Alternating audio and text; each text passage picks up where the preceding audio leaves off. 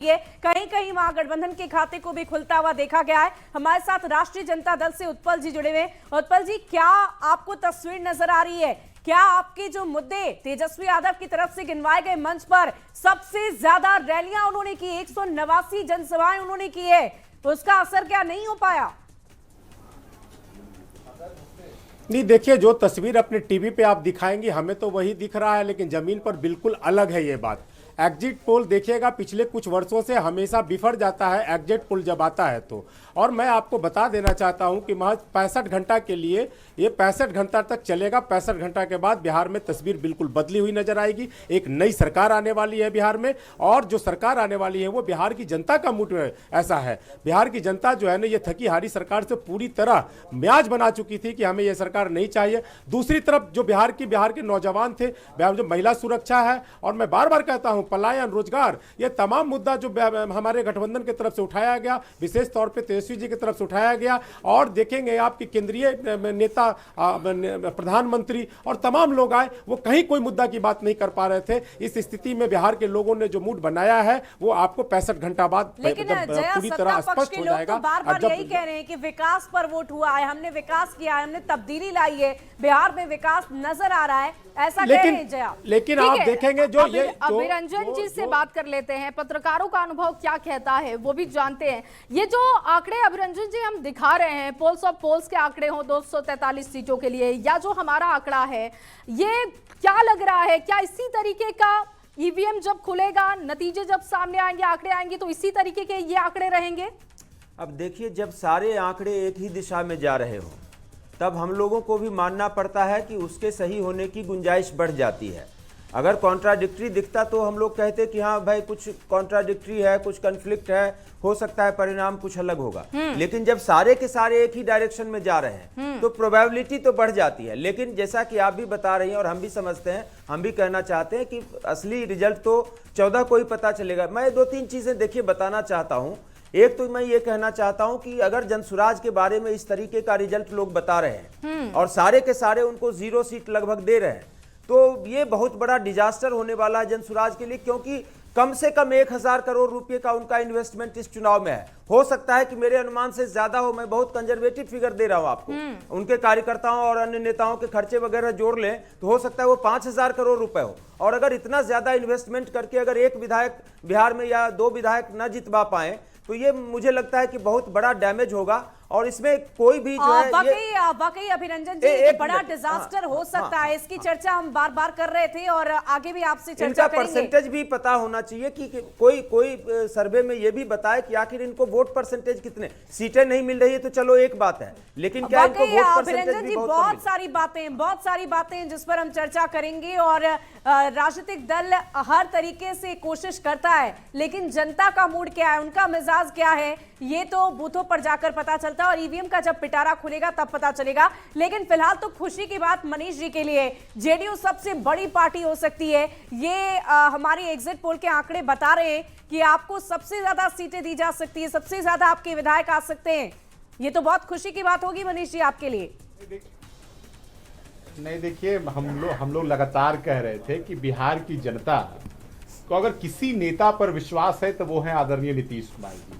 और हमारे नेता पूरा चुनावी जनसभा का उनका भाषण निकाल कर देख ली, जिस प्रकार से हमारे बड़े भाई उत्पल जी कह रहे थे, ये लोग मुद्दा पे बात नहीं करते हैं, इन्हें विकास नहीं दिखता। ये चश्मा पहने हैं लेकिन फिर भी इनको स्पष्ट नहीं दिखाई दे रहा है। तो हम तो उत्पल भैया को कहेंगे कि एक बार अपना चश्मा का जांच करा लीजिए। लेकिन मनीष जी बस मैं आपसे छोटा सा रिएक्शन ये लेना चाहूंगी कि कुछ 2 ऐसी बड़ी बात बता दीजिए कि 2 ऐसे बड़े मुद्दे जो नीतीश कुमार ने मंच से जाकर कहा और उसी के आधार पर आपको वोट मिले होंगे। नहीं, देखिए, इस चुनाव में सबसे ज्यादा महिलाओं ने बढ़ चढ़ कर भाग लिया है, यानी कि महिला पहला फैक्टर है और दूसरा फैक्टर बिल्कुल बिहार के युवा छात्र, जिस प्रकार से बिहार में शिक्षा व्यवस्था 2005 तक ध्वस्त हो गया था, नीतीश कुमार जी ने बिहार में हर पंचायत में स्कूल खोला, लड़कियों को स्कूल जाने के लिए साइकिल दिया, भोजन दिया, वस्त्र दिया, स्कॉलरशिप दिया, और स्टूडेंट क्रेडिट कार्ड दिया। ठीक है, देश ठीक के है, किसी कोने में मैं जाकर लौटती हूँ आपके कोई पास। बच्चे मनीष जी, अपने लौटती भविष्य हूँ आपके लिए। ये अच्छी खबर है एग्जिट पोल के हिसाब से, लेकिन जो तमाम आंकड़े आ रहे हैं वो भी हम अपने दर्शकों के सामने रखने जा रहे हैं। ये देखिए 243 सीटों के लिए जो फिगर है, एग्जिट पोल जो कह रहा है वो आंकड़ा है, और इसके मुताबिक एनडीए को 140 से 150, महागठबंधन 85 से 95। पीके के लिए अच्छी खबर नहीं है, 0 से लेकर 5 सीटें, और अदर्स के लिए 5 से 10, कुछ इस तरीके के आंकड़े एग्जिट पोल बता रहे हैं। लेकिन लगातार हम आपसे कह रहे हैं कि 14 तारीख का इंतजार करना होगा, लेकिन पोल्स ऑफ पोल्स हमारे आंकड़े एनडीए के पक्ष में बहुमत देते हुए दिख रहे हैं। शुभे, वाकई, और लगातार अलग अलग तरीके से हम आपको दिखा रहे हैं। देखिए, हम जीतन राम मांझी की पार्टी की बात कर ले, 0 से 5, चिराग पासवान की पार्टी 10 से 15, उपेंद्र कुशवाहा की पार्टी 0 से 5, और इधर जेडीयू की बात करें तो 60 से 70, 55 से 65। तो ये आंकड़े जो दिखा रहे हैं उसमें आप देखिए, जेडीयू, जनता दल यूनाइटेड, नीतीश कुमार की पार्टी सबसे बड़ी पार्टी इस चुनाव में उभर कर हो सकती है, ऐसे हमारे आंकड़े बता रहे हैं। जया, बिल्कुल, और महिलाओं वाला फैक्टर जिसका जिक्र मनीष जी कर रहे थे, जिसका जिक्र वो भी कर रहे थे, युवाओं वाले फैक्टर की बात कर रहे थे, वो लग रहा है कि काम करता हुआ दिख रहा है। घटक दलों का क्या है आंकड़ा, वो हम रख रहे हैं। देखिए, बीजेपी 55 से 65 है, जेडीयू 60 से 70, हमको 0 से 5 सीटें मिल सकती है। सीपीएम को अब देखिए, अब ये महागठबंधन के आंकड़े हमने रख दिए हैं। महागठबंधन के घटक दलों के आंकड़े क्या कहते हैं? आरजेडी को 50 से 60, कांग्रेस 15 से 20, सीपीआईएमएल 10 से 15, सीपीआई को 0 से 5, सीपीएम को भी 0 से 5 मिल सकते हैं, वीआईपी को 0 से 5 और आईआईपी इसको 0। तो ऐसे में अगर घटक दलों के हिसाब से देखा जाए तो आरजेडी को सबसे ज्यादा सीटें मिल रही हैं, लेकिन 2020 के मुकाबले अगर आप देखेंगे तो आरजेडी के आंकड़े कम हैं।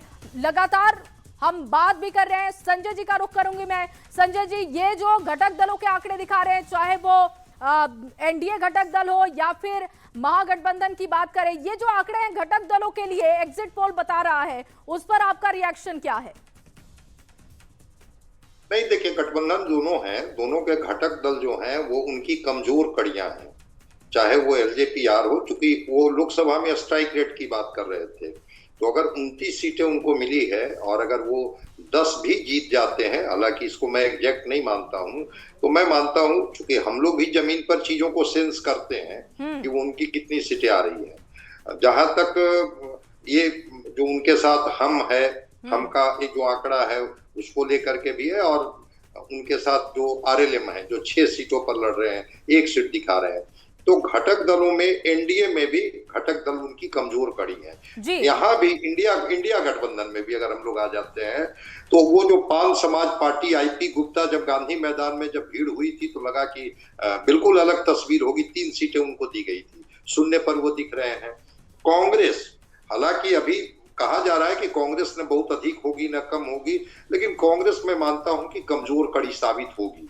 आने दीजिए, एग्जैक्ट पोल का जब रिजल्ट आएगा तो कांग्रेस इनके लिए इस बार भी, क्योंकि कई जगह ये दोस्ताना संघर्ष कर रहे थे, आपस में वाकई संजय जी, आकलन करना जरूरी होता है, लेकिन हम राजनीतिक दलों से भी रिएक्शन ले लेते हैं। बहुत मेहनत की है, ताबड़तोड़ जनसभाएं की है, लेकिन जो रिजल्ट, खास करके हमारे साथ इस वक्त कांग्रेस से शिशिर कौंडल्य जी जुड़े हुए हैं, जरा आपसे बातचीत करना चाहूंगी। शिशिर जी, बहुत बहुत स्वागत आपका। लेकिन इस वक्त हमें ये बता दीजिए कि ये जो आंकड़े हमारे एग्जिट पोल में नजर आ रहे हैं, इससे तो आप महागठबंधन की स्थिति बेहतर तो नजर नहीं आ रही है, क्या कोई कमी रह गई?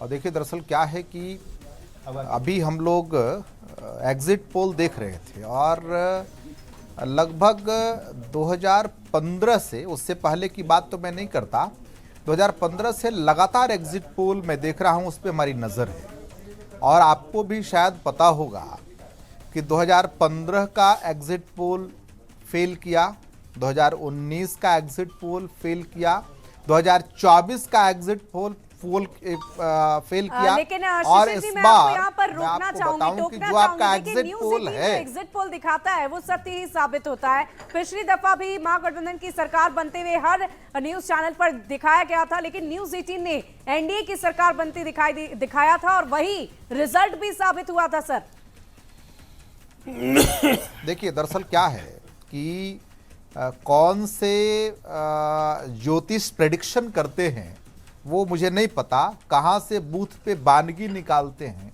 ये भी हमें नहीं पता। लेकिन मैं इतना बता दूं आपको, और मैं कॉन्फिडेंटली बता रहा हूं, आज भी मैं वोट देकर के आ रहा हूं अपने क्षेत्र से, और जनता इस बार बदलाव के मूड में है। जनता चाहती है कि ये जो ये संयम अच्छा है सरकार और है इंतजार वो बहुत जो है अच्छा होता है, इंतजार अच्छा होता है बेसिकली वो, और जब आपके पक्ष में बात बन जाए बदला तो फिर जाए। उससे बेहतर कुछ नहीं। 14 तारीख का इंतजार कर लेते हैं। नहीं जेडीयू से अरविंद जी हमारे साथ जुड़े हैं। सुनिए ना, मैं आपने लौटती हूँ जब आपके सवाल पास, मैं किया, लौटती हूँ क्योंकि अरविंद जी भी अभी नहीं, जुड़े हैं। आप जब अभी सवाल जुड़े हैं करेंगे और तो उनके उसका लिए जवाब भी तो exit लेना poll के चाहिए हिसाब से आपको। अच्छी खबर है, तो उनसे बात करना भी बहुत जरूरी है। अरविंद जी, क्योंकि मनीष जी तो लगातार बता रहे हैं कि कौन से बड़े फैक्टर हैं जो आप लोगों के पक्ष में जा रहे हैं, उन्होंने काम किया होगा और ये आंकड़े इस तरीके के दिख रहे हैं। आपका क्या मानना है, क्योंकि अब जो ओवरऑल आंकड़ा है ये कह रहा है कि जेडीयू सबसे बड़ी पार्टी बनकर उभर रही है, कौन से वो बड़े फैक्टर हैं जो काम कर गए?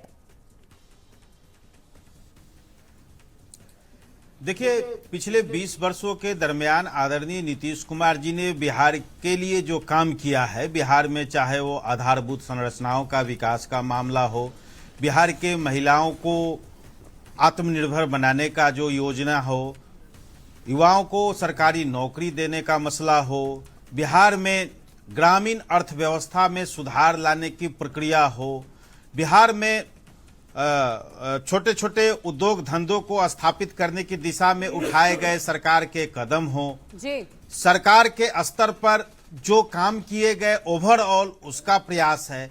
कुल मिलाकर के यह कहा जा सकता है कि आदरणीय नीतीश कुमार जी चलिए ने आपको जो 2 रोकूंगी दशकों अरविंद जी, एक बड़ी